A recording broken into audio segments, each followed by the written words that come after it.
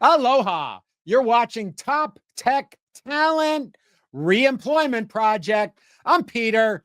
The whole idea is that the tech industry has been decimated by layoffs.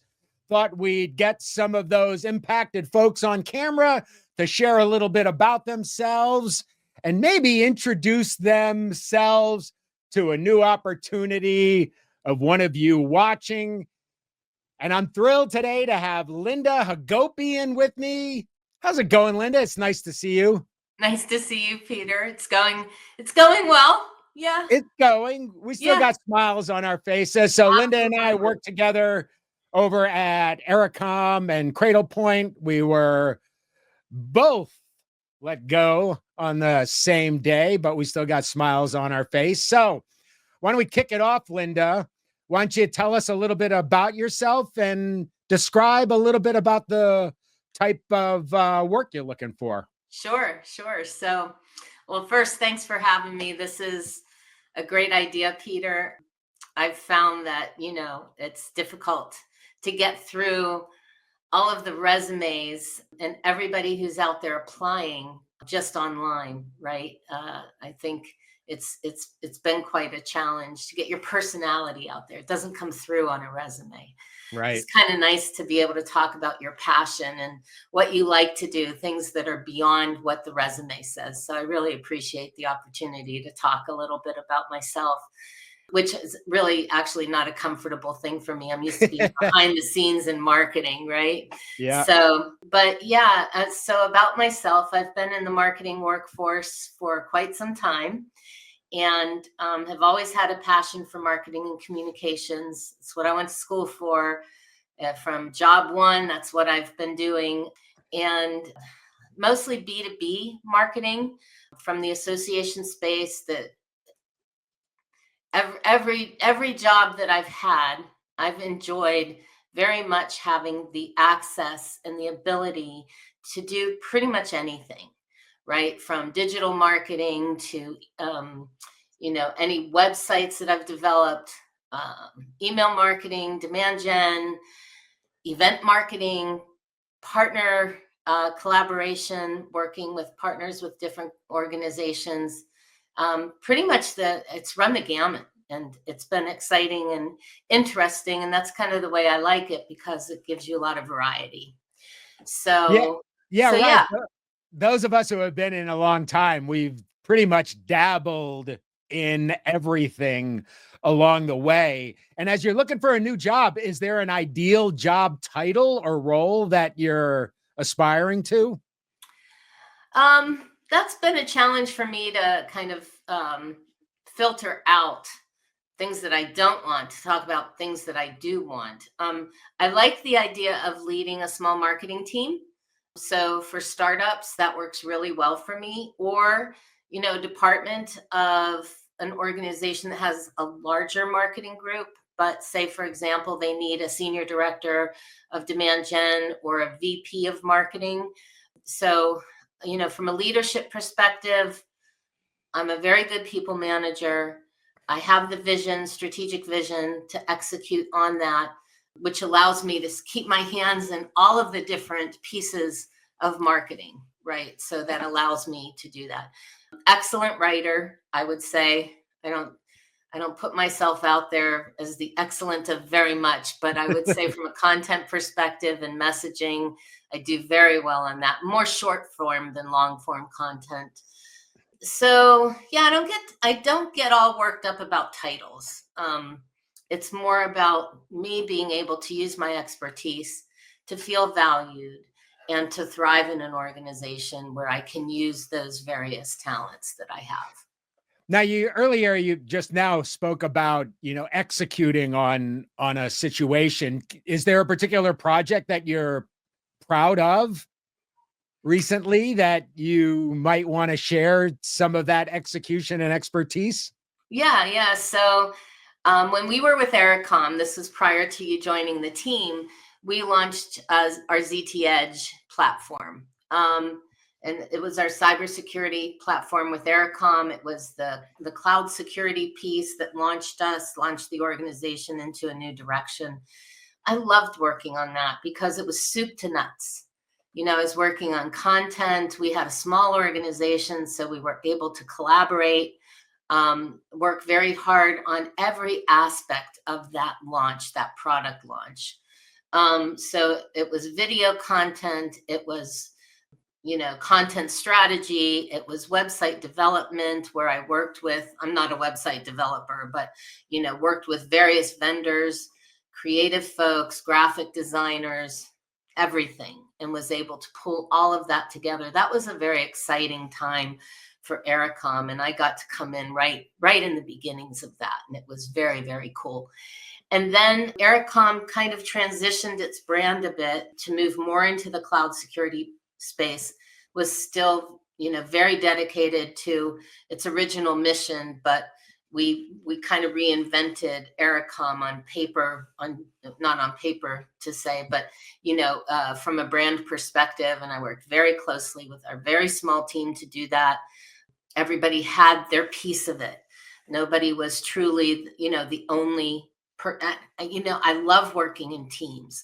I really do love collaborating with different people, with different talents, so that we come together with a really unique marketing execution. So that was fun. That was fun. We got to marry the strategy that we were responsible for with the content, with the brand, all of those pieces. And that was great. Yeah, and it was quite successful, if I remember correctly. It was quite successful. It helped to get the company acquired by Cradlepoint. It set us up for that. Again, behind the scenes, our leaders were fantastic, and the part that they played. But we gave them the stuff to move forward with in terms of their talks and the execution. The other part of that I did was also the training platform, the educational training platform for certifications. I played a role in that too.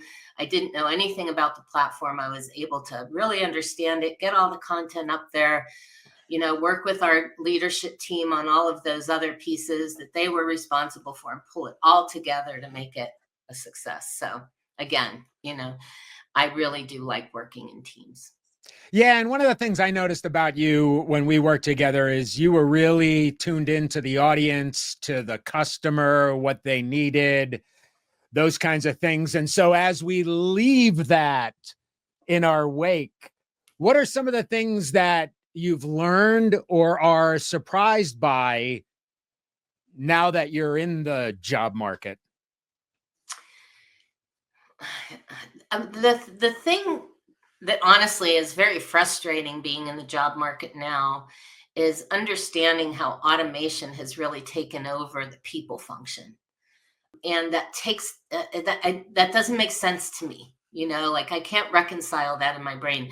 I know that the people departments get bombarded with resumes. I understand that. And they probably can't look at everyone. But how do we as job applicants make sure, and I know there are tools out there, but make sure we shine when the time comes for those automated processes to see our resume and say, oh, this one looks good. What doesn't come through, and I kind of mentioned this in the very beginning, what doesn't come through is our personalities, our dedication, the passion we have for the work, how we're ready to go above and beyond. None of that comes through. None of that comes through. It's all about the numbers. And I understand all of that's important. Don't get me wrong. But being able to work with your teams, being able to work with the sales teams, which we know that historically marketing and sales has always butted heads. And that's another thing I never understood, because we're working toward the same goal. Yeah. And it doesn't need to be that way. So that's why collaboration for me is key in all of this. But I would say that that's one of the things that really surprises me about looking for a job now, is how the people function and the HR, and how they've reinvented themselves to be more interested in their people and making their people happy and all of that. That's after, I think, all of that in positioning and the ability to be able to do that comes after people are hired. But before people are hired, the whole people thing seems to go out the window. Yeah. The whole understanding of people thing seems to go out the window. Yeah, when everything's code these days and it's going to be a machine that all Mhm. it does is kind of, do you got the same words here? Nope. Bye. You got Yeah, the same words here? Great. Come along, right. without even getting a sense of the individual and who they are and what they're Right. about. And hence we got this program. Right. Right. Exactly. That's part of the Exactly. idea. Yeah. Yeah. So So that what did are some of the surprise things me. you're doing to kind of not go nuts, right? Sort of curb the anxiety, maybe stay a little hopeful. What are kind of the self, what do they call that? Not self-help, but self-care types Right. of things that you're The doing? self-care. Yeah, so that's been a challenge because I thrive in the work environment. I don't thrive in trying to figure things out for myself, right? So I really do thrive in the work environment. But the taking care of yourself part has become even more important now that the work isn't there. So I would say connecting with people, making sure, I reach out to people. I actually, use voice to tell my phone to call a friend of mine, and it ended up misunderstanding me and called somebody else who I hadn't talked to in like 20 years. And she picked up, and we had this great conversation. So we have this little flexibility of our time to connect with people who we haven't talked to before for a while.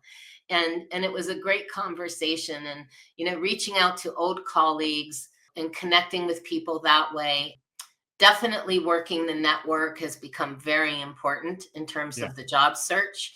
Alex had mentioned that the other day on her conversation with you, using LinkedIn to find work, working with a coach to keep kind of the spirits up and to play off, bounce ideas off of that person and make sure it makes sense, because what may be making sense to us now in our little world where we're kind of alone trying to figure things out, having somebody to talk to, be a sounding board, has Yeah. been very important to me.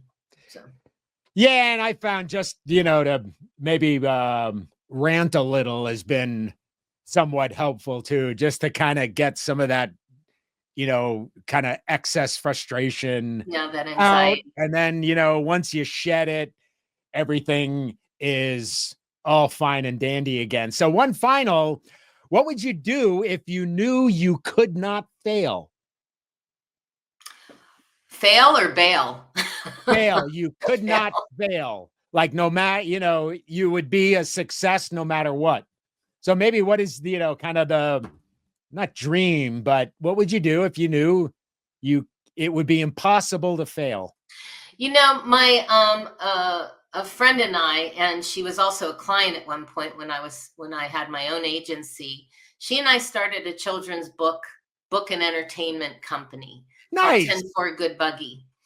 And I just love it. I love what we had planned. And I got more and more excited on what we had, the vision for. And it was like a Thomas the Tank Engine, but for trucking. And our books, the new ideas, the fresh ideas we put into the books were very fun and interesting. And they're intended to educate children how to be respectful to other people and that sort of thing. So anyway, that's what I would do. I would pursue that. If I knew Nice. I couldn't fail and if I had all the money in the world, I would Sweet. do that. I love it. Always taking care of kids. Yes. Great job today, Linda. If you're looking for a fantastic marketer, I can vouch for Linda. I worked with her for almost 2 years. It was a great time. Any last words, Linda? Well, right back at you, Peter. I'd recommend you too. So Oh, thank you. thank you. Linda Hagopian, folks. We'll make sure we put her LinkedIn profile in the description. Connect up with her. Even if you don't have an opportunity, it sure seems like she wants to connect with a number of folks. I think she will agree with that. And with that, hey, and if you want to get on the show, just send a note, drop a comment, DM me. Be happy to schedule with you. For my good pal, Linda. Thanks for coming on, Linda. Thanks, Peter. Nice to see you. Okay, nice to see you. I'm Peter. And this is the Top Tech Talent Reemployment Project. Thanks for watching.